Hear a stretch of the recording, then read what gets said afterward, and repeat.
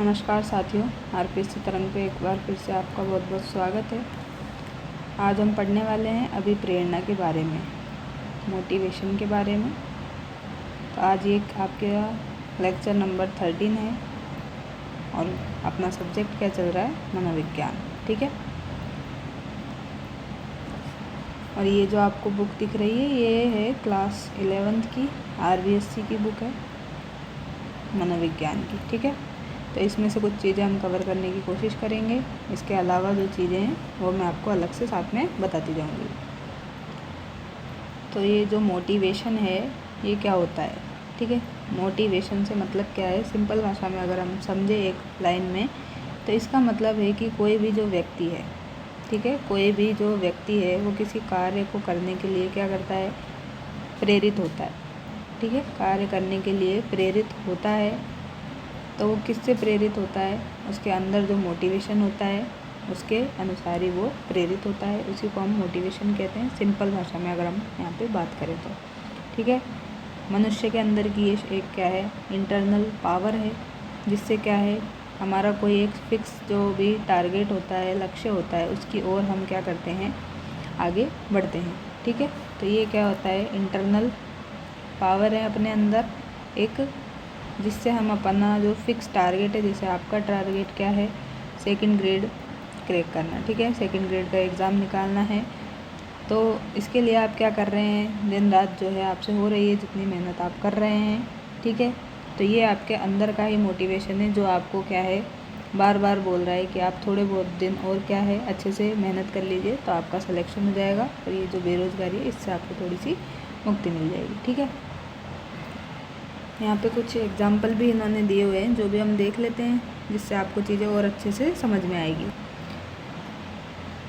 देखिए, जैसे इन्होंने एग्जाम्पल दिया है कि हम भोजन क्यों करते हैं, व्यक्ति क्यों किसी समूह विशेष का सदस्य बनना चाहता है, क्यों जो कोई संगीता नाम की लड़की है ये कक्षा में फर्स्ट आना चाहती है, उसके लिए दिन रात मेहनत कर रही है, क्यों सागर जो है राज्य स्तरीय टीम में भाग लेना चाहता है, जिसके लिए वह क्रिकेट अकादमी से गहन प्रशिक्षण करता है, अच्छी ट्रेनिंग करता है, क्यों कोई व्यक्ति जो है एक दूसरे पे आक्रमण करता है। ये सब उदाहरण जो है ये प्रदर्शित करते हैं कि इन सब के पीछे क्या है, कोई ना कोई क्या है, एक अभिप्रेरक जो है वो कार्य कर रहा है। क्या कर रहा है, कोई ना कोई मोटिव जो है इनके पीछे कार्य कर रहा है, इसीलिए ये सब इस काम को कर रहे हैं। ठीक है।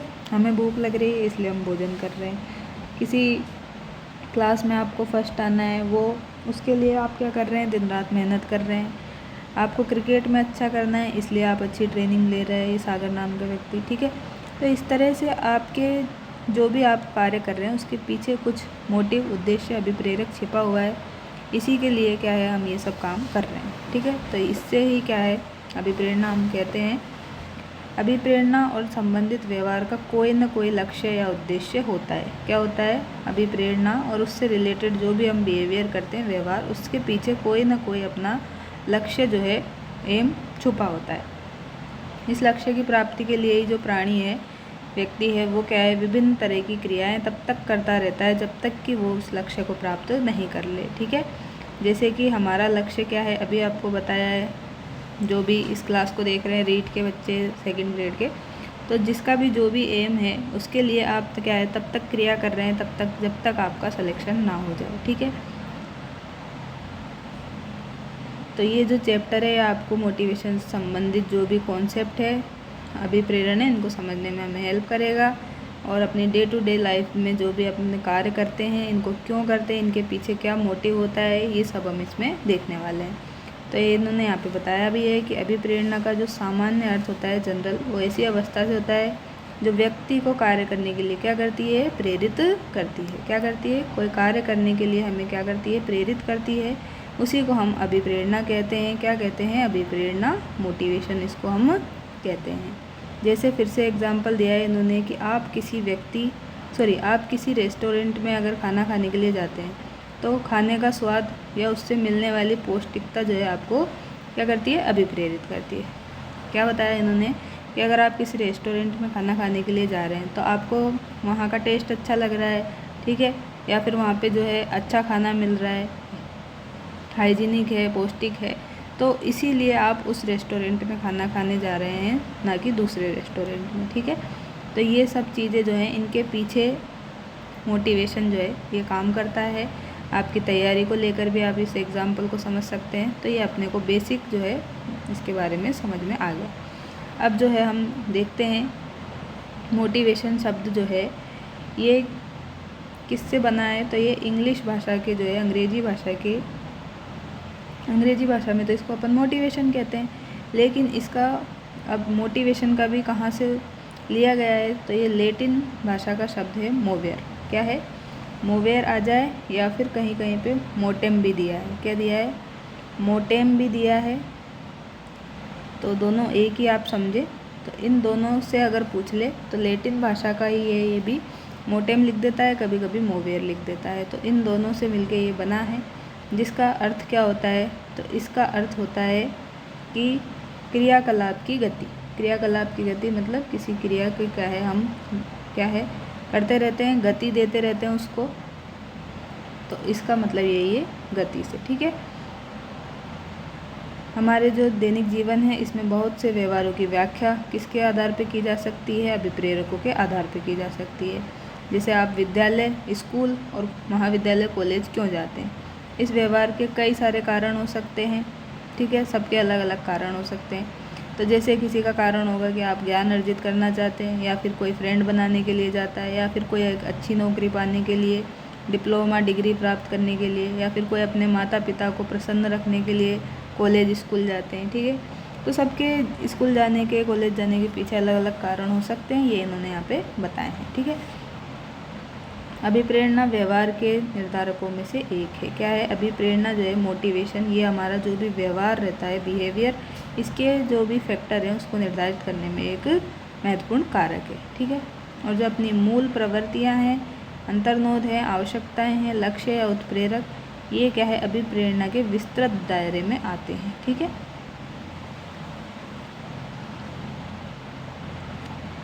साइकोलॉजी में जो अभिप्रेरणा है, इसका मतलब व्यक्ति की एक ऐसी अवस्था से है जिस अवस्था के उत्पन्न होने पर वो क्या है? बेचैनी का अनुभव करता है। क्या करता है? जब ये उत्पन्न होती है, ठीक है, ऐसी अवस्था जिससे क्या है? बेचैनी उत्पन्न हो जाती है, और इस बेचैनी को दूर करने के लिए वो क्या है? विशेष तरह की क्रियाएँ करता है, ठीक है।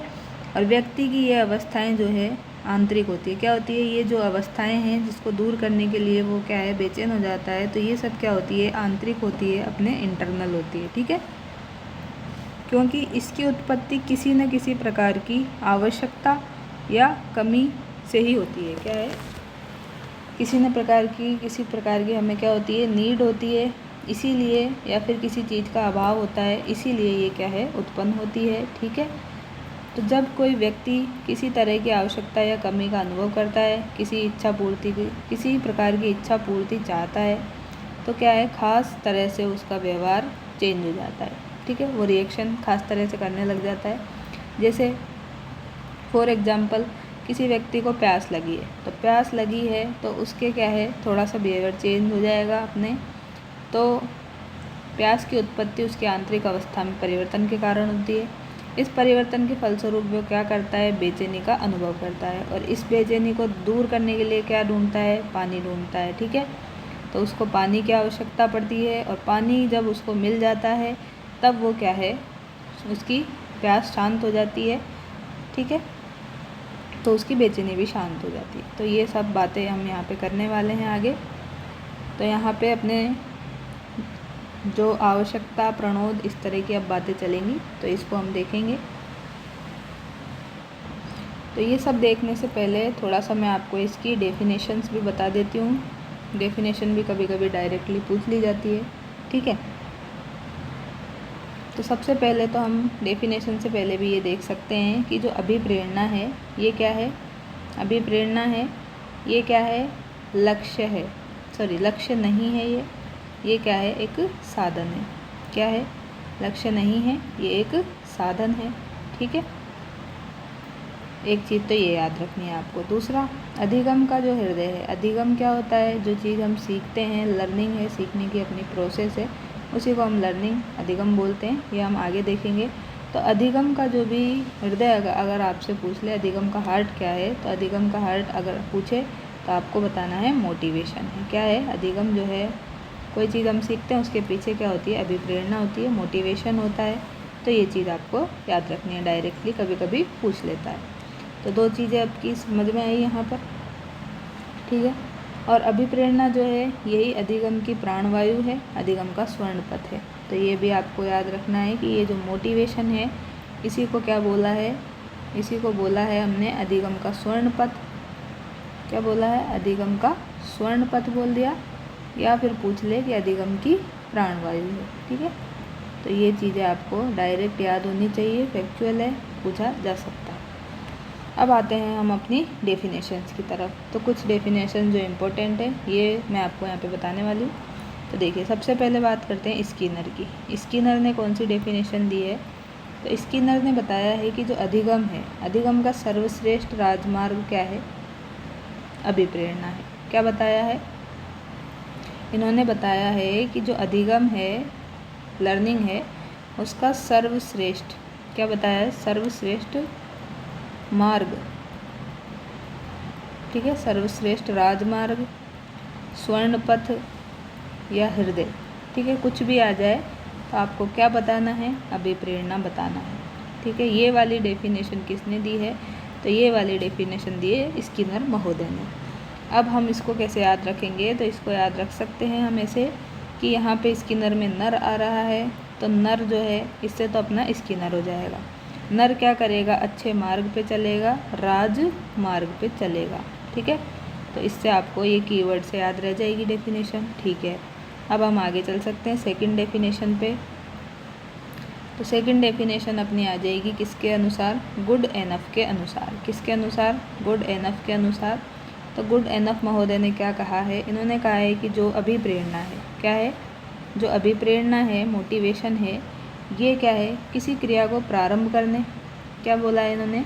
किसी क्रिया को हम प्रारंभ करें, ठीक है, और उसको जारी भी रखें। फिर ये नहीं कि उसको रोक दिया बीच में। किसी क्रिया को प्रारंभ, जारी रखने और उसको फिर कंट्रोल भी रखना है, ठीक है, नियंत्रित करना है। तो इस सब की प्रोसेस को ही क्या बोला है इन्होंने? अभिप्रेरणा कहा है, ठीक है। किसने? गुड एनफ ने। तो इसको आप कैसे याद रखेंगे? तो जो है गुड वर्क अगर हम करेंगे तो गुड वर्क जो है उसको कोई रोकेगा नहीं, तो इसको हम क्या कर सकते हैं? जारी रख सकते हैं। तो गुड वर्क को क्या है? जारी रखें। तो ये वर्क भी आ गया, अपने क्रिया आ गई, ठीक है, और ये जारी आ गया और गुड ये आ गया, ठीक है। तो इससे आपको याद रह जाएगा। फिर आती है बात थर्ड डेफिनेशन की। थर्ड डेफिनेशन हम देखते हैं वुडवर्थ के अनुसार। किसके अनुसार? वुडवर्थ के अनुसार देख सकते हैं। तो वुडवर्थ ने क्या दी है कि जो प्रेरणा है वो क्या है? व्यक्ति की दशा है। क्या है? प्रेरणा व्यक्ति की क्या है? दशा है।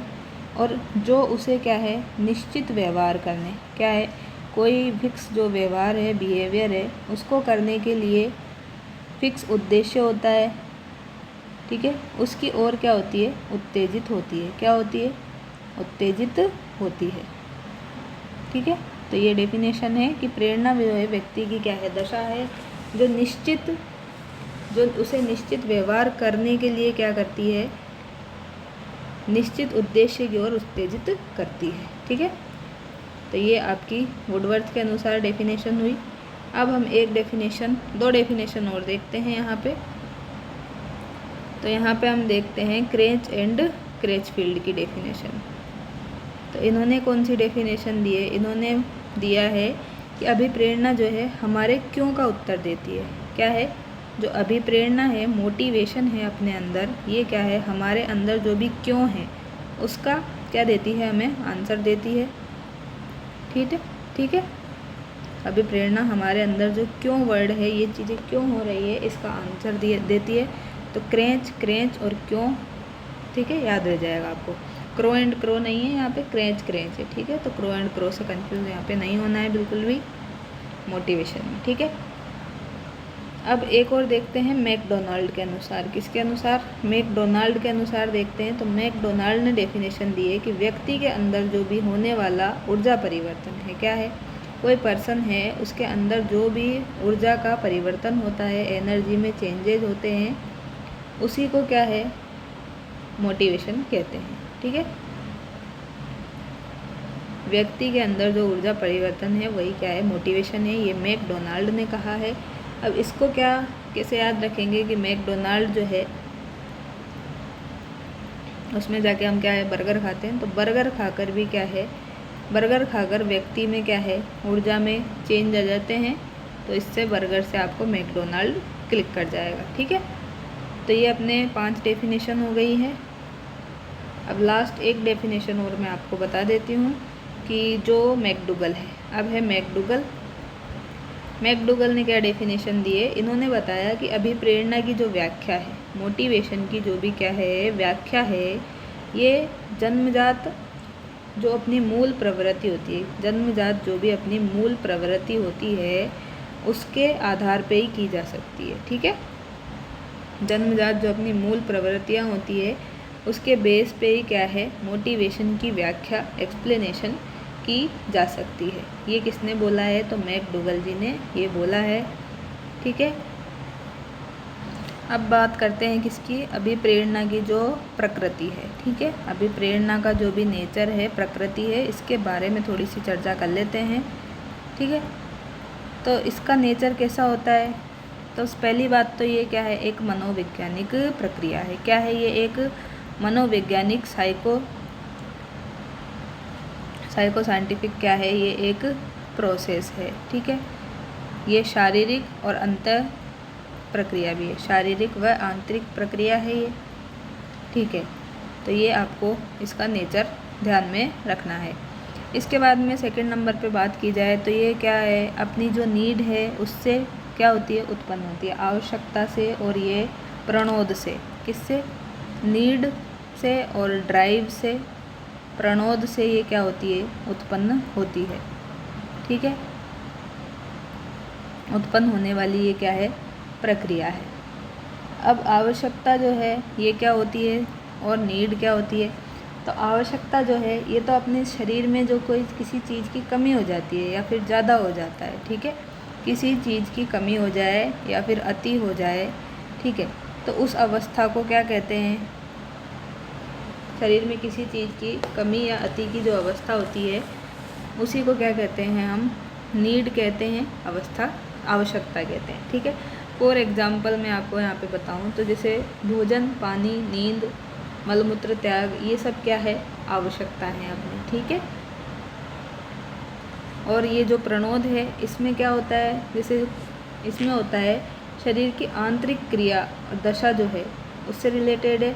इसमें विशेष प्रकार का व्यवहार करने हेतु क्या होते हैं, हम प्रेरित होते हैं। ठीक है, और ये क्या होता है, आवश्यकता से ही जुड़ा होता है। ये क्या होता है, आवश्यकता से ही जुड़ा होता है, और इसमें क्या है, हम विशेष टाइप का व्यवहार करते हैं। ठीक है, सिंपली आप ध्यान रख सकते हैं, इसमें स्पेशल टाइप का बिहेवियर हो जाता है हमारा। अब इसमें क्या होता है, जैसे फॉर एग्ज़ाम्पल आपको क्या है, भूख लगी है। ठीक है, आपको खाने की आवश्यकता से क्या है, खाने की आवश्यकता से भूख, ठीक है, भूख याद आएगा। पानी की ज़रूरत है, पानी की ज़रूरत है तो आपको फिर प्यास लगेगी। ठीक है, तो इस तरह से आपको चीज़ें यहाँ पे क्लिक करती है। ठीक है, तो ये दो इसकी प्रकृति मैंने बताई, साथ में ये नीड और ये भी बता दिया कि ये क्या होता है। आगे हम इनको और चर्चा करके देखेंगे। ठीक है, अभी प्रेरणा जो है ये क्या है, उत्सुकता युक्त होती है। इसमें क्या होती है, क्यूरोसिटी होती है, उत्सुकता होती है, तत्परता होती है। ठीक है, और ये क्या होती है, ध्यान केंद्रित होती है। क्या होती है, फोकस्ड होती है, ध्यान केंद्रित प्रोसेस है ये। तो ये सब क्या है, इसकी कुछ प्रकृति हैं। इसके अलावा भी हैं, तो इसमें से कोई ज़्यादा खास बात नहीं है, ज़्यादा क्वेश्चन इसमें से नहीं बनते हैं अपने। ठीक है, अब मैं आपको बताती हूँ जो अभिप्रेरणा के अपने प्रकार हैं, किसके बारे में बताती हूँ। अभिप्रेरणा के जो अपने प्रकार हैं इसके बारे में थोड़ी सी चर्चा यहाँ पे हम कर लेते हैं। तो सबसे पहले जो है अभिप्रेरणा का प्रकार को हम क्या है, दो टाइप में डिवाइड करते हैं। किसमें, दो टाइप में हम इसको डिवाइड करते हैं। ठीक है, तो इधर हम देखते हैं आंतरिक वाली, कौन सी, आंतरिक अभिप्रेरणा। यहाँ हम देखते हैं बाह्य अभिप्रेरणा। ठीक है, आंतरिक, बाह्य, या फिर क्या आ जाए, सकारात्मक आ जाए, सकारात्मक पॉजिटिव, इधर आ जाएगा अपोजिट जस्ट नकारात्मक। ठीक है, 2 नाम हो गए। अब इसके अलावा क्या हो सकता है, इसके अलावा इसी को हम बोलते हैं आंतरिक वाली को ही प्राकृतिक। क्या बोलते हैं, प्राकृतिक बोल दिया। और क्या बोल सकते हैं इसको, जैविक भी बोल सकते हैं। क्या बोल सकते हैं, जैविक बोल सकते हैं। इसके अलावा इसको जन्मजात भी बोला जा सकता है। तो इतने सारे इसके नाम हो गए। इस तरह यहाँ पे क्या है, प्राकृतिक हो गया इधर, तो इधर क्या हो जाएगा, अप्राकृतिक हो जाएगा। ठीक है, अप्राकृतिक हो जाएगा, जस्ट अपोजिट चल रहा है अभी। अर्जित हो जाएगा, इधर जन्मजात है तो इधर अर्जित हो जाएगा। ठीक है, और क्या हो गया, जन्मजात हो गया, अप्राकृतिक हो गया, अर्जित हो गया, और अजैविक, जैविक है तो इधर अजैविक। ठीक है, ये तो सब इसके नाम हो गए कि 2 टाइप के अपने पास अभिप्रेरणा मोटिवेशन चलता है। अब इसमें होता क्या क्या है, तो सकारात्मक में जो है, सकारात्मक में क्या होता है कि जो बालक है, स्टूडेंट है, कोई व्यक्ति है, उसके अंदर ये स्वयं ही उत्पन्न होती है। क्या है, स्वयं ही, अपने आप ही उत्पन्न होती है ये। ठीक है, सेल्फ स्वयं उत्पन्न होती है। कोई दूसरा व्यक्ति जो है आके इसको उत्पन्न नहीं करता है, मोटिवेशन हमें नहीं देता है। तो ये क्या है, खुद से ही उत्पन्न होती है किसी कार्य को करने के लिए। ठीक है, जिससे क्या है होता है, हमें सुख की और संतोष की, इस तरह की जो भी है वो अनुभूति होती है। सुख संतोष की हमें क्या होती है, अनुभूति होती है। ठीक है, अब इसके एग्जाम्पल मैं अभी आपको बताऊंगी। ठीक है, और इधर देखते हैं इसमें क्या होता है, तो ये बाह्य है, तो बाह्य है तो बाह्य से ही नाम समझ में आ रहा है कि ये एक्सटर्नल है। तो इसमें क्या ज़रूरत पड़ेगी आपको, बाह्य रूप से क्या होगा, मोटिवेट होंगे आप। कोई दूसरा व्यक्ति जो है उससे क्या होगा, आपके अंदर मोटिवेशन आएगा, बाहरी व्यक्ति के दबाव में आके क्या है, आप कुछ कार्य करेंगे। ठीक है, बाहरी व्यक्ति ने अगर आपसे कुछ बोल दिया, ज़्यादा प्रेशर कर दिया, जो भी है, कुछ भी, या फिर समझाया है, तो उसके अनुसार क्या है होंगे, आप मोटिवेट होंगे। खुद के अंदर से चीज़ें यहाँ पे नहीं आती है। ठीक है, तो ये अपने को पता चला। अब हम बात करते हैं इनकी एक एग्जाम्पल के थ्रू। ठीक है, जैसे कोई कार्य हम यहाँ पे क्यों कर रहे हैं, कोई कार्य क्यों कर रहे हैं, तो क्यों कर रहे हैं, इसके पीछे कोई रीज़न हो सकता है कि आपको क्या मिले, उससे प्रसन्नता मिले, खुशी मिले। ठीक है, तो ये क्या है, अपनी स्थायी मोटिवेशन है, फिक्स्ड मोटिवेशन है, ये अपने अंदर का है। ठीक है, इंटरनल है। तो इससे क्या होगा, स्वाभाविक जो है आपके अंदर उत्साह बढ़ेगा। क्या बढ़ेगा, स्वाभाविक जो है आपके अंदर उत्साह जो है ये बढ़ेगा। इधर अगर हम बात करें कि कोई कार्य हम क्यों कर रहे हैं, ठीक है, कोई कार्य क्यों कर रहे हैं, तो इसके पीछे क्या है, आपको या तो कोई पुरस्कार मिले, क्या हो, पुरस्कार मिले, आपको भय लगे किसी चीज़ से, सम्मान की भावना हो, प्रशंसा करे, दंड मिले। ठीक है, तो इस तरह की चीज़ें जो हैं, इसके अकॉर्डिंग हम क्या करते हैं, फिर कार्य करते हैं। ठीक है, इसके अकॉर्डिंग जो है अपने कार्य करते हैं, सीखते हैं चीज़ों को, तो उसमें अपने ये बाह्य वाला मोटिवेशन आता है। तो ये इसके एग्जाम्पल हुए। ठीक है, इधर और क्या आ जाएंगे एग्जाम्पल में, आंतरिक में, आंतरिक में आ जाएगा अपना जो है भूख, प्यास, नींद, मलमूत्र, परित्याग। ठीक है, काम, मातृत्व की भावना जो है, ठीक है, माता की जो भावना होती है बच्चे के लिए, ठीक है, मातृत्व की भावना, बचाव आ जाएगा, प्रेम आ जाएगा, आत्मसम्मान आ जाएगा। ठीक है, तो इस तरह की चीज़ें जो हैं इसमें आ जाएंगी। और इसके अलावा जो ये पुरस्कार, भय, सम्मान, दंड, ठीक है, टीचर रिलेशन, टीचर स्टूडेंट जो है इनके बीच में जो भी रिलेशन है वो आ जाएंगे। श्रव्य दृश्य सामग्री आ जाएगी, क्या आ जाएगी, श्रव्य दृश्य सामग्री आ जाएगी। तो ये सब इसमें आ जाएंगे। ठीक है, चलिए तो अब हम बात कर लेते हैं अभी प्रेरणात्मक संप्रत्यय, बेसिक मोटिवेशनल जो कॉन्सेप्ट होते हैं इनके बारे में। ठीक है, या फिर आप इनको ऐसे भी समझ सकते हैं कि ये क्या है, अपने मोटिवेशन के क्या हैं, तत्व हैं। क्या है, मोटिवेशन के तत्व जो हैं, ये भी आप इनको समझ सकते हैं। ठीक है। तो इसके प्रमुख 3 तत्व हैं अपने पास इस चक्र के, मोटिवेशन साइकिल के। तो सबसे पहले आती है बात नीड की, आवश्यकता की, प्रणोद जो है ड्राइव, और प्रोत्साहन और लक्ष्य की। ठीक है, तो ये तीनों के नाम तो आपको बिल्कुल अच्छी तरह याद होने ही चाहिए। ये जो प्रणोद है इसको क्या है, कभी कभी इंग्लिश में भी ड्राइव ही लिख देता है, ड्राइव की जगह चालक आ जाता है, चालक की जगह कभी कभी अंतर्नोद भी आ जाता है। ठीक है, तो ये सब इसके ही नाम हैं, डरना नहीं है। प्रोत्साहन हो गया, लक्ष्य हो गया, इंसेंटिव हो गया, उद्दीपन भी आ जाता है कभी कभी। ठीक है, तो ये तो इनके नाम की बात हुई। अब ये होते क्या क्या हैं, अभी मैंने आपको जस्ट बताया ही है आवश्यकता के बारे में।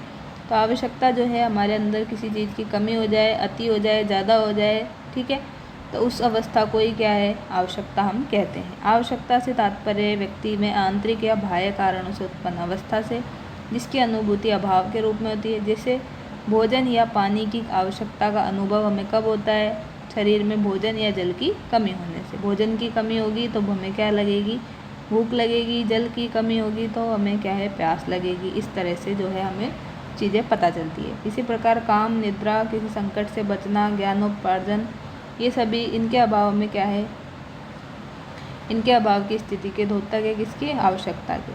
अभिप्रेरणात्मक चक्र की ये क्या है, पहली अवस्था होती है, क्योंकि किसी भी अभिप्रेरणा की उत्पत्ति जो है सबसे पहले आवश्यकता ही उत्पन्न करती है। क्या है, किसी चीज़ की नीड होगी तब जाके ही हम क्या है, आगे बात करेंगे। ठीक है, प्रणोद, अंतर्नोद जो है इसकी बात करते हैं हम। तो इसमें क्या है, प्रणोद वैसे तनाव या क्रियाशीलता की अवस्था को कहा जाता है जो किसी आवश्यकता द्वारा क्या होती है, उत्पन्न होती है। क्या है, तनाव की अवस्था को कहते हैं जनरली। तो प्रणोद जो है क्या है, प्रेरणा का एक अंग है। प्रेरक में जो है, प्रेरक में 2 चीज़ों का समावेश होता है। 2 चीज़ कौन कौन सी, बल का और प्रणोदन का। किसका, बल या प्रणोदन का, ठीक है, या फिर व्यवहार की लक्ष्य प्राप्ति की ओर अग्रसर होने वाली प्रक्रिया का। ठीक है, तो ये 2 चीज़ें हमें यहाँ से पता चली। किसी प्रणोदन के फलस्वरूप व्यक्ति का व्यवहार जो है लक्ष्य को प्राप्त करने की दिशा में अग्रसर होता है, तब वह ऐसे व्यवहार की ओर अग्रसर होता है। ठीक है, तो अभी मैंने आपको सिंपल भाषा में ये सब बताया ही था कि जो है इसमें क्या करते हैं, हम स्पेशल टाइप का व्यवहार करते हैं। ठीक है, और ये क्या है, अपनी प्रत्येक आवश्यकता के लिए क्या है, चालक से जुड़ा होता है। ठीक है, प्रत्येक आवश्यकता से एक चालक इसमें जुड़ा होता है। जैसे हमें खाने की आवश्यकता है तो भूख लगेगी, ठीक है, पानी की आवश्यकता है तो प्यास लगेगी। तो यहाँ पे जो भूख है और प्यास है वो क्या है, दोनों चालक हैं। ठीक है, तो ये आपको समझ में आई बात। अब आगे बात करते हैं प्रोत्साहन की, लक्ष्य की, इंसेंटिव की। ठीक है, इंसेंटिव बोल दो, गोल बोल दो, उद्दीपन बोल दो, वही बात है। तो प्रोत्साहन या लक्ष्य जो है ये क्या है, लास्ट तीसरा कदम है इसका, अभिप्रेरणात्मक चक्र का, मोटिवेशन साइकिल का। तो इसमें क्या होता है, व्यक्ति को अपनी ओर लक्ष्य या प्रोत्साहन जो है वो वातावरण की वह वस्तु है जो व्यक्ति को क्या है, अपनी ओर क्या करती है, अट्रैक्ट करती है, आकर्षित करती है, जिसकी प्राप्ति से क्या होता है, व्यक्ति की आवश्यकता की पूर्ति भी हो जाती है और प्रणोद में क्या है, कमी आ जाती है। जैसे एग्जाम्पल के लिए, प्यासे व्यक्ति के लिए क्या है, जल एक प्रोत्साहन है। क्या है, व्यक्ति प्यासा है तो उसके लिए जो वाटर है वो क्या है, एक प्रोत्साहन है, इंसेंटिव है, जिसके पीने से उसकी प्यास क्या है, समाप्त हो जाती है और क्रियाशीलता और तनाव की स्थिति भी कम हो जाती है। ठीक है, किसी वस्तु को लक्ष्य या प्रोत्साहन कहलाने के लिए आवश्यक है कि आवश्यकता भी उससे रिलेटेड हो। प्रोत्साहन या लक्ष्य जो है ये 2 टाइप के होते हैं, धनात्मक और ऋणात्मक। धनात्मक में क्या होगा, धनात्मक में ऐसी चीज़ें आएंगी जिसे व्यक्ति प्राप्त करना चाहता है, क्योंकि उसे प्राप्त करने से ही उसकी आवश्यकता की पूर्ति होगी। ठीक है, जैसे भोजन है, पानी है, लैंगिक क्रिया है, ये सब क्या है, पॉजिटिव टारगेट है, पॉजिटिव लक्ष्य है। ऋणात्मक में क्या आ जाएगा, ऋणात्मक में जो है ऐसी चीज़ें आएंगी जिससे व्यक्ति दूर रहना चाहता है। क्या है, दूर रहना चाहता है, दूर रहने से क्या है, इनकी आवश्यकता की पूर्ति होती है। जैसे कि दंड हो गया, ठीक है, आँखों पर सीधी पड़ने वाली तीव्र रोशनी हो गई, अत्यधिक गर्मी हो गई, अत्यधिक ठंड हो गई, तो ये सब क्या है, नेगेटिव वाले लक्ष्य में अपने चले जाएंगे। ठीक है, तो नकारात्मक में तो क्या हो गया, दुख आ गया, दंड आ गया। ठीक है, सकारात्मक में क्या हो गया, प्रशंसा हो गई, पुरस्कार हो गए। ठीक है, सकारात्मक में ये भोजन पानी ये तो है ही, इसके अलावा प्रशंसा भी आप लिख सकते हैं, प्रशंसा पुरस्कार। ठीक है, तो ये चीज़ें आपको यहाँ पे समझ में आई। अब आगे देखते हैं। अभी प्रेरणात्मक जो साइकिल है अपने, उसमें क्या कैसे बातें चल रही है ये देखिए। यहाँ पे लिखा हुआ है आवश्यकता। क्या लिखा हुआ है? आवश्यकता। आवश्यकता के बाद आया अंतर्नोद। अंतर्नोद मतलब वही क्या? ड्राइव। ठीक है, ड्राइव के बाद आया अपने ये उद्वेलन। उद्वेलन मतलब इंसेंटिव। ठीक है, इंसेंटिव वाला आ गया ये। फिर यहाँ पे आया लक्ष्य। लक्ष्य निर्दिष्ट व्यवहार। फिर उपलब्धि आ गई। क्या आ गया? फिर उपलब्धि। उपलब्धि के बाद में क्या हुआ? उद्दीपन में कमी आ गई वापस से, और फिर आवश्यकता आ गई। तो इस तरह से ये साइकिल अपना चलता है। इसी को अभिप्रेरणात्मक चक्र हम बोलते हैं। ठीक है, मनोवैज्ञानिक आवश्यकता की संप्रदाय का उपयोग यहाँ पे होता है। किसी वस्तु की अभाव और न्यूनता ही आवश्यकता कहलाती है। ठीक है, आवश्यकता जो है यही क्या है? अंतर्नोद को, ड्राइव को क्या देती है? जन्म देती है। ठीक है, अंतर्नोद को जन्म देती है कौन? नीड, आवश्यकता। ठीक है, किसी आवश्यकता के कारण जो तनाव उत्पन्न होता है वही अंतर्नोद कहलाता है। इसके कारण यादृच्छिक क्रिया के द्वारा जो लक्ष्य प्राप्त होता है वहाँ पे अंतर्नोद समाप्त हो जाता है, ड्राइव। ठीक है, प्राणी भी क्रियाशील नहीं होता और प्राणी पुनः अपनी संतुलित अवस्था में लौट जाता है। अब अभिप्रेरणा के टाइप है, तो अभिप्रेरणा को दो मेन टाइप में बांटा गया है। एक तो जैविक में, बायोलॉजिकल में, दूसरा है मनोसामाजिक में, साइको सोशल में। ठीक है, तो जैविक में क्या हो जाएगा? जैविक को ही क्या बोलते हैं? जैविक अभिप्रेरक को शरीर क्रियात्मक अभिप्रेरक बोलते हैं, क्योंकि इनका संचालन जो है मुख्यतः शरीर के क्रियात्मक तंत्र पे ही निर्भर करता है। ठीक है, तो जैविक में तो जो शरीर के क्रियात्मक तंत्र है उसकी बात हो जाएगी। इसके जस्ट अपोजिट मनोसामाजिक साइको सोशल में क्या हो जाएगा? प्राथमिक रूप से पर्यावरण कारक भी निर्भर हो जाएंगे। ठीक है, फिर भी दोनों क्या है? एक दूसरे के निर्भर होते हैं। ठीक है, एक दूसरे पर बेस्ड होते हैं। ये बात यहाँ पे इनमें की गई है। अब जैविक अभिप्रेरक देखते हैं। जैविक अभिप्रेरक में क्या होता है? ये जन्मजात होते हैं, जीवन के अस्तित्व के लिए आवश्यक होते हैं। इन अभिप्रेरकों के बिना जो है व्यक्ति जीवित नहीं रह सकता। इन अभिप्रेरकों को शारीरिक अभिप्रेरक भी बोलते हैं। किसको? जैविक वाले को। ठीक है, जन्मजात होते हैं, जीवन के अस्तित्व के लिए ज़रूरी होते हैं, इनके बिना हम जीवित नहीं रह सकते। शारीरिक अभिप्रेरक होते हैं। कुछ मनोवैज्ञानिक जैसे शेरिफ ने क्या है? कुछ न्यूनतम कसौटी या विशेषताओं का यहाँ पे उल्लेख किया है, जिसके होने पे क्या है? अभिप्रेरक को शारीरिक या जैविक की कैटेगरी में रखा गया है। क्या क्या बताए हैं इन्होंने? अभिप्रेरक की अभिव्यक्ति में एक ही प्रजाति के सभी सदस्यों में समरूपता होनी चाहिए। क्या होना चाहिए? अभिप्रेरक की जो भी अभिव्यक्ति है उसमें एक ही स्पीशीज में सारे जो भी सदस्य हैं उनमें समरूपता होनी चाहिए, एक जैसे होने चाहिए। अभिप्रेरक जो है प्राणी में जैविक मांग मतलब शुद्ध आंतरिक संतुलन के प्रति एक प्रतिक्रिया उत्पन्न करता हो। प्रेरक जो है वो अर्जित नहीं हो। ठीक है, जैविक मांग जो है ये होनी चाहिए। तो जैविक अभिप्रेरक में 5 मुख्य अभिप्रेरक बताए हैं इन्होंने। क्या बताए हैं? भूख, प्यास, नींद, काम, यौन और मलमूत्र त्याग। ठीक है, क्या बताए हैं? 5 इन्होंने बताए हैं जैविक उत्प्रेरक।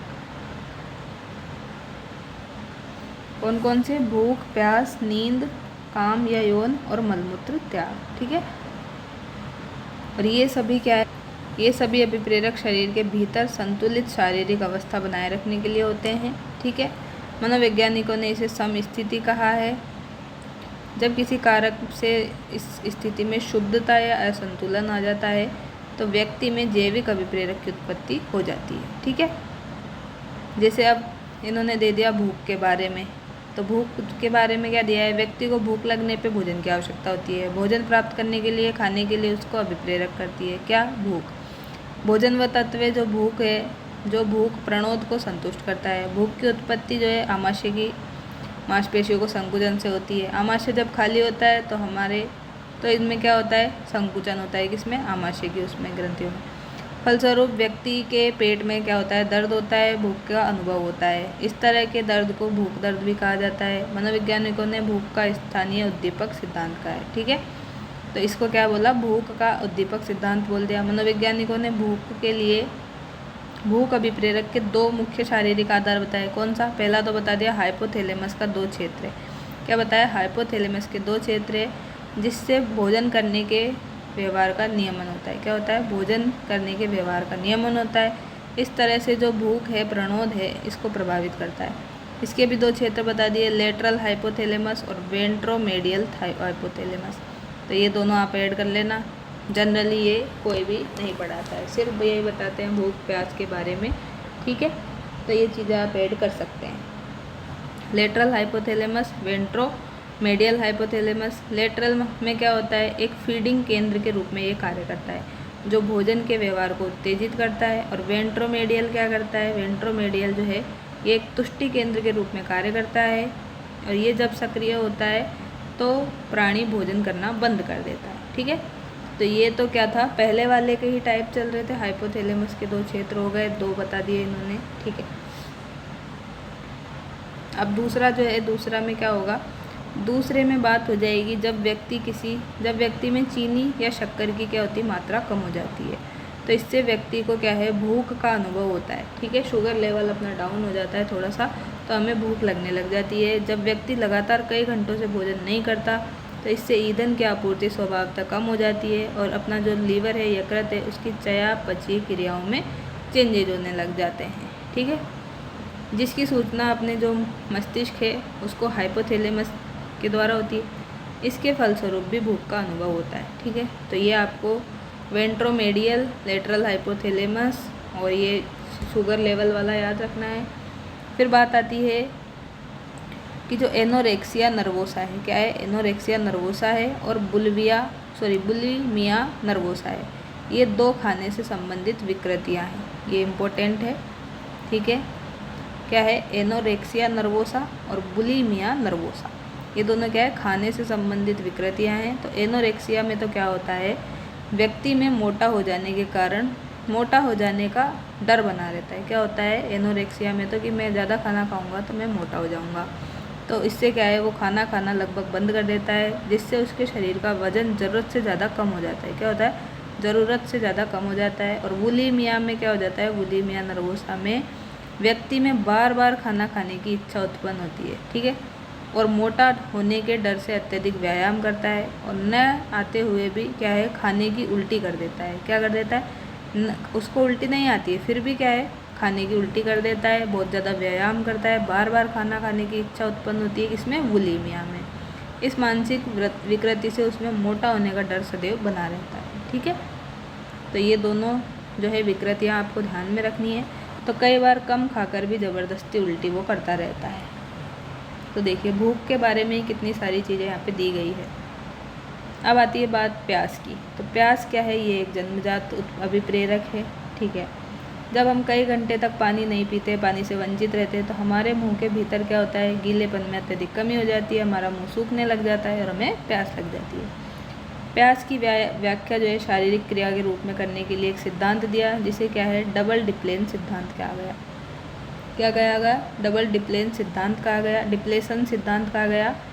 ठीक है, इस सिद्धांत के अनुसार क्या होता है? प्यास जो है ये 2 शारीरिक क्रियाओं का परिणाम है। क्या है? पहला तो है कि कोशिकाओं में पानी की कमी हो जाएगी, तो उसको क्या बोलते हैं? Cellular dehydration. क्या बोलते हैं?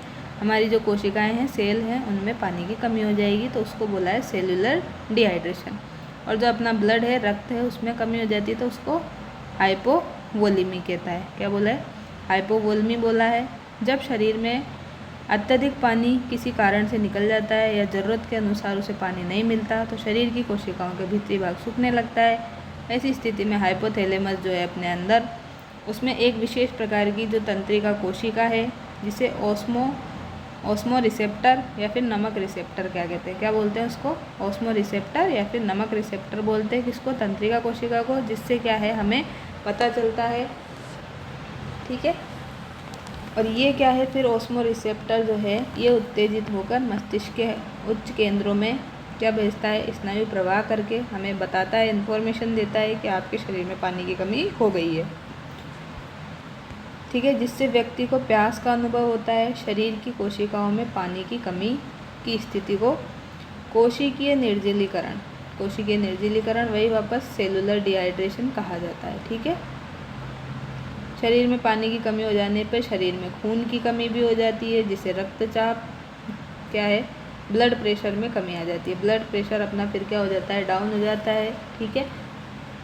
और रक्तचाप में जो है ब्लड प्रेशर में इस कमी को हृदय या फिर वृक्क में मौजूद वेरो रिसेप्टर द्वारा ग्रहण कर लिया जाता है। रक्तचाप में ब्लड प्रेशर में कमी जो है होने से जो वृक्क है उसमें विशेष प्रकार का तरल पदार्थ जिसे रेनिन कहा जाता है निकलता है, जिसके खून में मिलने से एक विशेष पदार्थ बनता है जिसे क्या कहते हैं, एनजियोटेंसिन कहते हैं। क्या कहते हैं, एनजियोटेंसिन कहते हैं। किसको कहते हैं, जो अपने वृक्क से किडनी से एक क्या है तरल पदार्थ निकलता है, उसको तो रेनिन कहते हैं। और फिर ये खून में मिल जाता है, तो ये खून में मिलके क्या है, रेनिन क्या करता है, एक पदार्थ अलग बनाता है, उसको एनजियोटेंसिन कहते हैं, ठीक है। एनजियोटेंसिन बनने से व्यक्ति में फिर प्यास का अनुभव होता है और वो पानी पीना चाहता है। अब देखो प्यास के बारे में कितनी बात बताई, भूख के बारे में कितनी अलग अलग चीज़ें आपको पता चली। तो इसीलिए मैं आपसे बोल रही हूँ कि आप एनसीईआरटी पढ़े, ठीक है। या फिर एनसीईआरटी नहीं पढ़ सकते तो उसमें थोड़ा टफ लैंग्वेज लगती है, तो आरबीएससी तो पढ़ ही सकते हैं, बहुत ही इजी लैंग्वेज में यहाँ पे दिया गया है, ठीक है। आरबीएससी तो पढ़ सकते हैं, ज़्यादा कुछ इसमें है भी नहीं। तो कुछ चीज़ें जो एक्स्ट्रा मिलेंगी वो आप यहाँ से ऐड करें। समय मिले तो एनसीईआरटी में से भी जो भी एक्स्ट्रा फैक्ट हो वो लिख लें। एक बार में मेहनत कर लेंगे तो बार बार आपको परेशान नहीं होना पड़ेगा, ठीक है। अब बात करते हैं यौन या काम की, सेक्स की। तो यौन अभिप्रेरक जो है ये क्या है, तीसरा जैविक अभिप्रेरण है। 5 बताए थे, 2 हमने पढ़ लिए, भूख और प्यास। अब तीसरा है यौन वाला, सेक्स वाला, ठीक है। तो इसे क्या है, अंशतः जैविक और अंशतः सामाजिक उत्प्रेरक भी बोलते हैं, ठीक है। ये दैहिक अवस्थाओं पे क्या होता है, आधारित होता है। इसमें अन्य व्यक्ति जो है सम्मिलित होता है तथा यह व्यक्ति के सांवेगिक पहलू का एक महत्वपूर्ण हिस्सा होता है। यही कारण है कि इसको जैव सामाजिक अभिप्रेरक दोनों की कैटेगरी में थोड़ा थोड़ा रखा गया है। यह एक जैविक अभिप्रेरक के रूप में अन्य जैविक अभिप्रेरकों से इस अर्थ में भिन्न है कि ये जीवन के अस्तित्व को क्या करता है, संपोषित करता है, ठीक है। ठीक है, यौन अभिप्रेरक में शरीर में किसी तत्व की कमी नहीं होती तथा यौन अभिप्रेरक की उत्पत्ति वातावरण में उपस्थित संवेदी उद्दीपकों से अधिक होती है, जबकि अन्य जैविक अभिप्रेरकों में ऐसा नहीं के बराबर होता है। यौन अभिप्रेरक का संबंध जो है यौन ग्रंथि से या गोनाड से होता है। पुरुषों के यौन ग्रंथि को अंड ग्रंथि कहते हैं, क्या कहते हैं, अंड ग्रंथि। और महिलाओं की क्या कहते हैं, अंडाशय या डिंब ग्रंथि कहते हैं, ठीक है। मानव शरीर में जो है यौन ग्रंथि तरुण अवस्था से ही सक्रिय हो जाती है। कब से, तरुण अवस्था से ही सक्रिय हो जाती है। जो गर्ल्स में तो 11 से 13 साल तक, कितना, 11 से 13 साल, और बॉयज़ में 12 से 14 साल की अवधि में सामान्यतः होती है। पुरुष में और महिला में यौन ग्रंथियों से हार्मोन निकलते हैं। तो जो फीमेल हैं उनसे निकलते हैं हार्मोन, उसको एस्ट्रोजन बोलते हैं, और पुरुष में जो है टेस्टोस्टेरोन। फीमेल हार्मोन और मेल हार्मोन जो है दोनों में ही, अर्थात स्त्री और पुरुष में पाए जाते हैं। अंतर सिर्फ इतना इनकी अलग अलग मात्रा का होता है। स्त्री में स्त्री हार्मोन जो है पुरुषों की अपेक्षा अधिक होते हैं, उसी तरह पुरुषों में पुरुष हार्मोन स्त्रियों की अपेक्षा अधिक पाए जाते हैं, ठीक है। यौन हार्मोन्स केंद्रीय तंत्रिका तंत्र जो है अपना, उसके साथ क्या करते हैं, अंतःक्रिया करते हैं, और हाइपोथैलेमस जो ग्रंथि है उसको उत्तेजित करते हैं और हार्मोन्स निकलते हैं। यौन ग्रंथि और एड्रिनल ग्रंथि दोनों को क्या करते हैं, अफेक्ट करते हैं, ठीक है। इसके बाद में जो है यौन हार्मोन अपने ब्लड में मिलके हाइपोथैलेमस में सिग्नल पहुंचाते हैं, ठीक है। तो इस तरह से ये सारी बातें यहाँ पे चलती हैं, ठीक है। हाइपोथैलेमस का जो विशेष क्षेत्र होता है जो इस नेटवर्क को उत्तेजित करने में अपना अहम रोल निभाता है, उसी को प्री ऑप्टिक क्षेत्र बोलते हैं। क्या बोलते हैं, प्री ऑप्टिक क्षेत्र बोलते हैं। अब बात करते हैं नींद की। किसकी, नींद की बात कर लेते हैं थोड़ी सी। तो नींद जो है, स्लीप, प्राणी के लिए नींद जो है चौथा महत्वपूर्ण जन्मजात अभिप्रेरक है। नींद भी 2 प्रकार की बताइए, तीव्र और अतीव्र। क्या बताइए, तीव्र और अतीव्र, रैपिड और नॉन रैपिड। तो रैपिड आई मूवमेंट स्लीप में तो क्या है, इसकी शॉर्ट में लिख दे तो रैम स्लीप, ठीक है। और नॉन रैपिड में लिखेगा तो नॉन रैम स्लीप आ जाएगा। तीव्र में क्या हो जाएगा, तीव्र में जो है, तीव्र में व्यक्ति को क्या है, गहरी नींद नहीं आती। क्या है, गहरी नींद नहीं आती, और वह प्राय भिन्न भिन्न प्रकार के सपने देखता है। क्या करता है, भिन्न भिन्न टाइप के सपने देखता रहता है। इस तरह की नींद में व्यक्ति आधा सोता है और आधा जागता रहता है। क्या करता है, आधा सोता रहता है, आधा जागता रहता है। उसको पूरी अच्छी तरह से गहरी नींद नहीं आती है। अलग अलग तरह के वो सपने देखता रहता है, ठीक है। आधा सोता है, आधा जागता है, और उसके नेत्र गोलक में तीव्र गति होते हुए पाई जाती है। सामान्य नींद का 20% जो है नींद ऐसी होती है। तीव्र आँख गतिक नींद को स्वप्न नींद, ड्रीम स्लीप भी बोलते हैं। क्या बोलते हैं? ड्रीम स्लीप बोलते हैं, क्योंकि इसमें क्या है, बार बार अलग अलग तरह के यहाँ पे सपने आ रहे हैं, गहरी नींद नहीं आ रही है, कभी जाग रहा है, कभी सो रहा है, ठीक है। तो इसको ही क्या बोला है? ड्रीम स्लीप, स्वप्न नींद बोला है। तीव्र आँख गतिक नींद को भी फिर इन्होंने 2 टाइप में यहाँ पे डिवाइड किया है, 2 विशेषता बताई है इसकी, सॉरी। तो उम्र बीतने के साथ जो है रेम नींद का प्रतिशत व्यक्ति में घटता जाता है, ठीक है।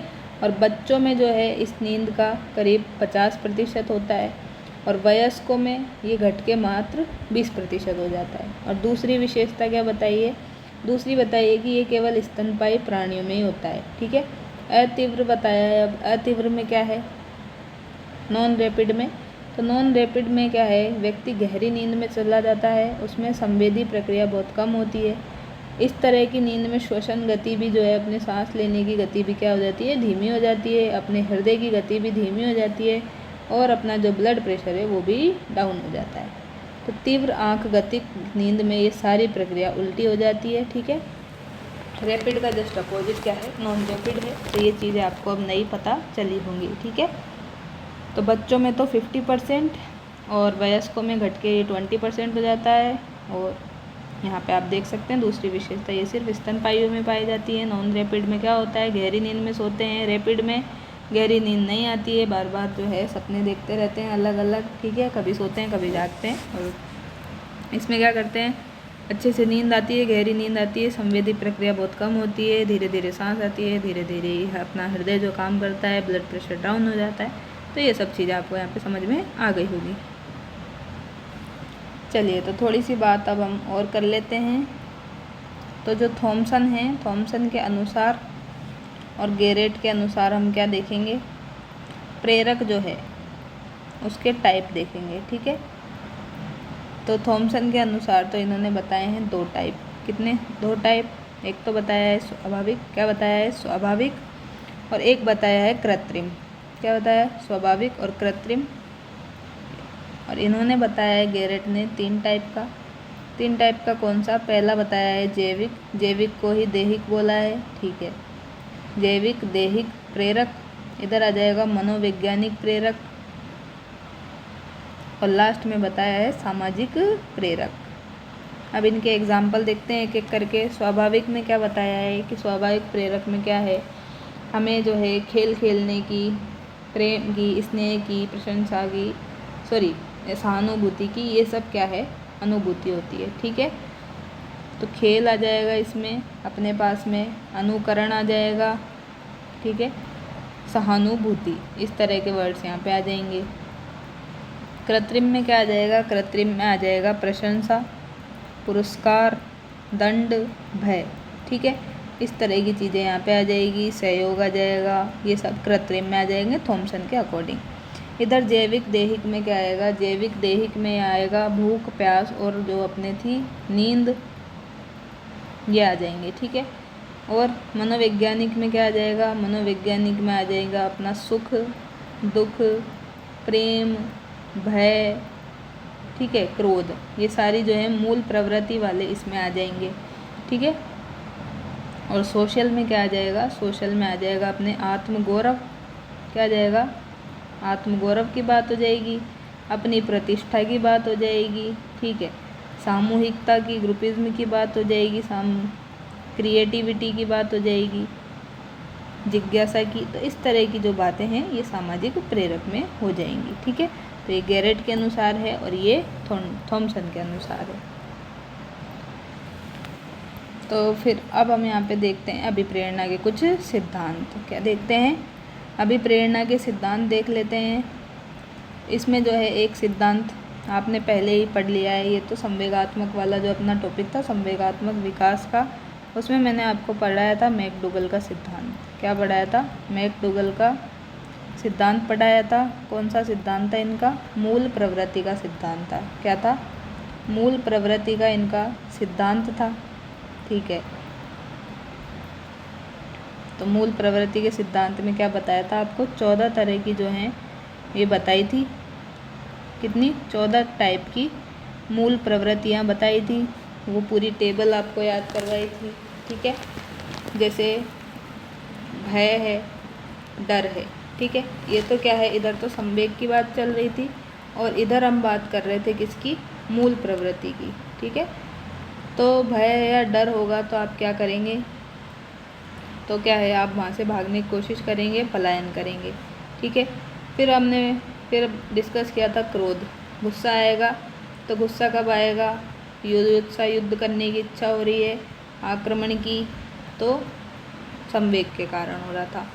फिर हमने भूख की बात की थी, तो भोजन की क्या करेंगे? यहाँ पे तलाश करेंगे। ठीक है, भोजन की तलाश। ठीक है, भोजन अन्वेषण, जो भी आप देख सकते हैं यहाँ पे वर्ड, ये देखा था। फिर घृणा, हेट कैसे आ रही थी? हेट आ रही थी अपने अप्रियता, कोई चीज़ पसंद नहीं है उसके कारण, अप्रियता या विकर्षण के कारण जो है घृणा उत्पन्न हो रही थी। ठीक है, ये 4 हो गई अपने पास। फिर आ रहा था वात्सल्य प्रेम। तो वात्सल्य जो प्रेम है, स्नेह है, ये किसके कारण हो रहा था? शिशु रक्षा के कारण। शिशु रक्षा के कारण, पुत्र कामना के कारण जो है वात्सल्य प्रेम जो है आपका उमड़ के आ रहा था। ठीक है, फिर हम बात कर रहे थे किसकी? कष्ट की। तो कष्ट की बात कर रहे थे, तो इसमें आ रहा था संवेदना के कारण, ये शरणागति के कारण। तो इस तरह पूरी मैंने बताई थी आपको 14 प्रवृत्ति। ये हो गई 1 2 3 4 5 6। ठीक है, एक और मैं यहाँ पे लिख देती हूँ, आश्चर्य। तो आश्चर्य जो है ये किसके कारण हो रहा था? आश्चर्य हो रहा था अपने को जिज्ञासा के कारण। ठीक है, जिज्ञासा आ रही थी, जिज्ञासा हो रही थी किसी चीज़ को जानने की, तो उसमें क्या हो रहा था? सरप्राइज हो गए थे, आश्चर्य हो गए थे। और बाकी की जो 7 बची हैं वो आपको खुद को रिकॉल करना है।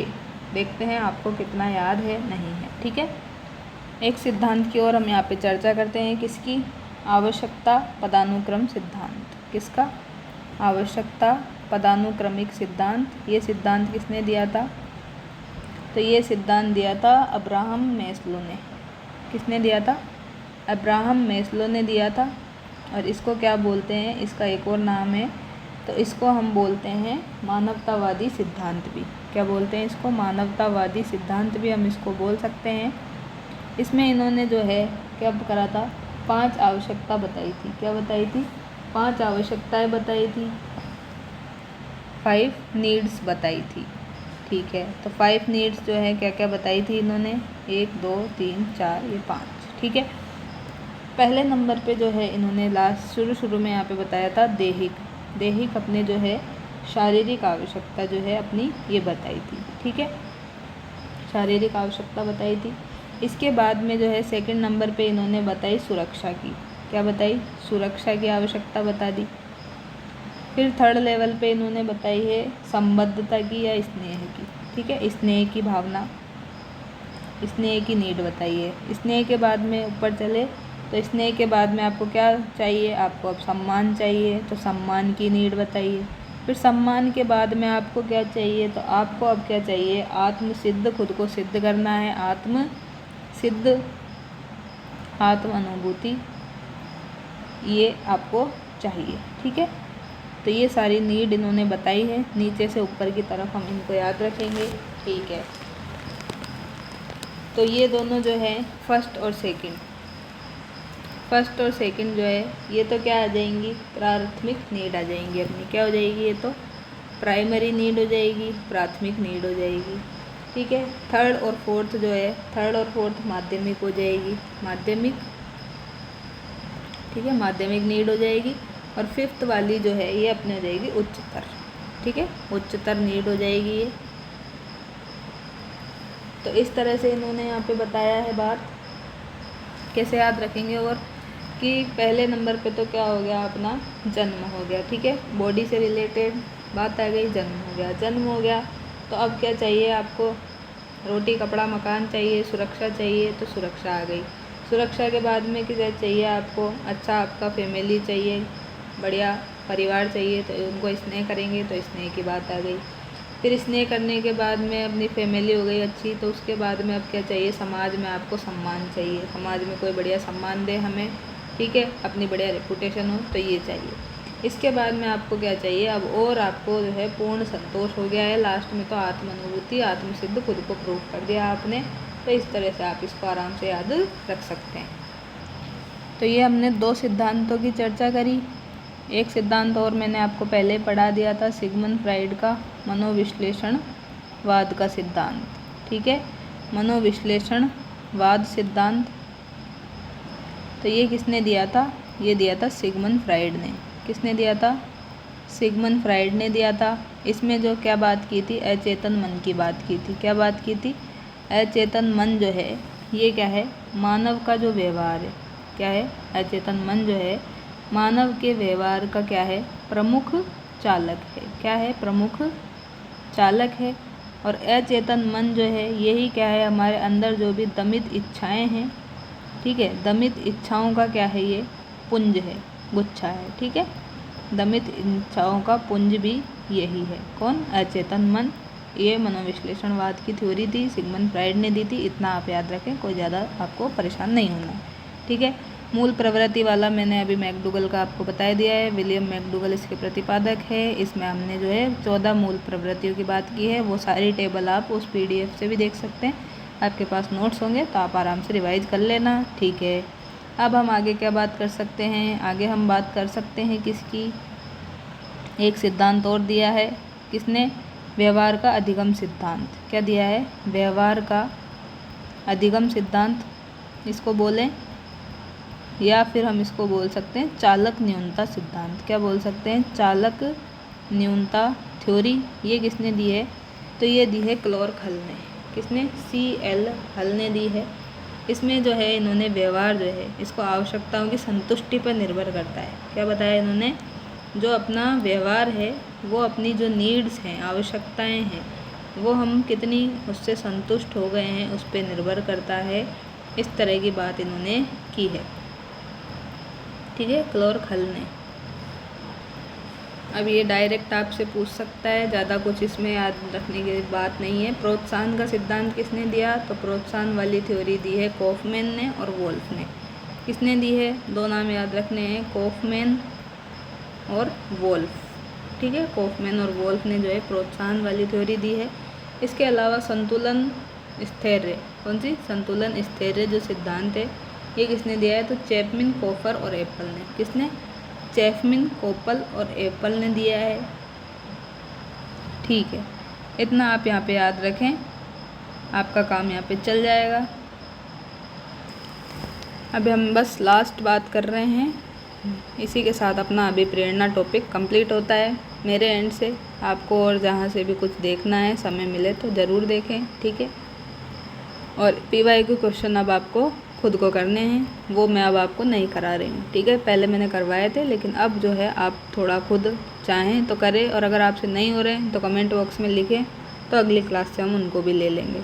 मैं आपके लिए इसीलिए छोड़ रही हूँ कि ताकि आप भी साथ साथ कुछ ना कुछ पढ़ते रहें और आपका जो है पढ़ने का शेड्यूल चलता रहे, ठीक है।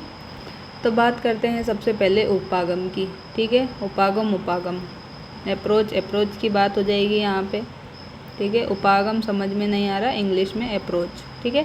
अप्रोच वाला जो है संघर्ष आएगा इसमें। तो इसमें क्या हो जाएगा, इसमें पॉजिटिव बातें होंगी, ठीक है। इधर भी पॉजिटिव और इधर भी पॉजिटिव, तो पॉजिटिव के बीच में ये होगा, ठीक है। इसी तरह अब उपागम के साथ में क्या आ जाए, उपागम के साथ में आ जाए परिहार। उपागम परिहार आ जाएगा तो अप्रोच अवॉइडेंस, क्या आ जाएगा, अप्रोच और अवॉइडेंस बोलते हैं इसको। इधर इसको अप्रोच हम बोल ही रहे हैं। तो इसमें क्या हो जाएगा, एक तो पॉजिटिव हो जाएगा और एक क्या हो जाएगा, नेगेटिव हो जाएगा, ठीक है। एक पॉजिटिव एक नेगेटिव। इधर हो जाएगा अब क्या, परिहार हो गया। तो परिहार में क्या हो जाएगा, दोनों ही क्या है, परिहार आते ही अवॉइड करना है, नेगेटिव हो गया तो नेगेटिव और नेगेटिव हो जाएगा, ठीक है। नेगेटिव बात हो गई। अब इसके बाद में क्या बचा, तो इसके बाद में आ जाएगा अपने पास में परिहार उपागम। ठीक है। परिहार परिहार हो गया, उपागम उपागम हो गया। अब परिहार परिहार नहीं, सॉरी, ये आएगा बहु उपागम। क्या आएगा? बहु उपागम आ जाएगा। मल्टी अप्रोच अवॉइडेंस, बहु उपागम परिहार। तो इसमें क्या हो जाएगा, बहुत सारे तो क्या है पॉजिटिव हो जाएंगे और इधर नेगेटिव हो जाएंगे। ठीक है, तो बहुत सारे सकारात्मक और नकारात्मक हो जाएंगे। ठीक है, तो उसमें क्या हो जाएगा, मल्टी अप्रोच अवॉइडेंस हो जाएगा। ठीक है, तो इसमें आपसे पूछ सकता है ये किसने दिया था, तो ये दिया था कुर्ट लेविन ने। किसने दिया था? कुर्ट लेविन ने ये जो है दिया था अभिप्रेरणा संघर्ष का टाइप। ठीक है, इसी के साथ जो है